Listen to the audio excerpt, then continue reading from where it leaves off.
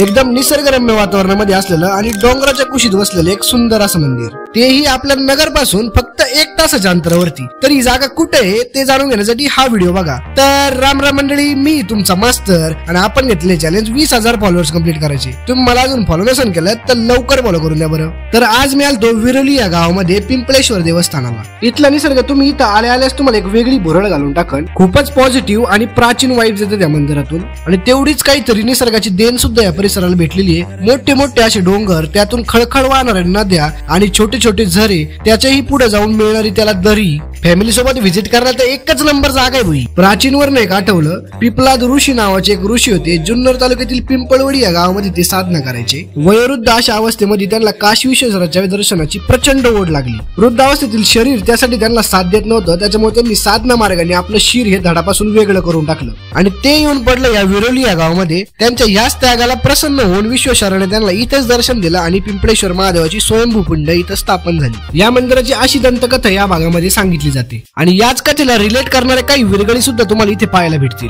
देवदर्शन झाल्यावर डायरेक्ट लोटांगण घालून मी म्हणलं आता जरा परिसर पण फिरून येऊ। आता हर्षल म्हणत होते दगड मी उचलतो, पण काय जमलं नाही बरं का त्याला। तरी मी त्याला लहानपणी सांगत होतो हॉर्लिक्स पिझ्झा, पण त्यांनी काय ऐकलं नाही होता। नदीच्या पलीकडच्या साईडला जायला पूल आहे, तिकडून पलीकडे गेल्यावर अशी काहीतरी गुहा वगैरे तुम्हाला दिसते आणि या जागेवरून मस्त बंधाऱ्याचा आणि नदीचा व्ह्यू येतो आणि इथूनच पाणी खाली दरीमध्ये जातं। मला तर ही जागा लय आवडली भाऊ। तुम्हाला पण जायचं असेल तर कमेंट करा लोकेशन, मी लोकेशन तुम्हाला पाठवून देईन आणि हा व्हिडिओ तुमच्या अशा मित्राला पाठवा जो कायम म्हणत असतो काय नाही रे तुमच्या नगरात, आणि मला फॉलो करा।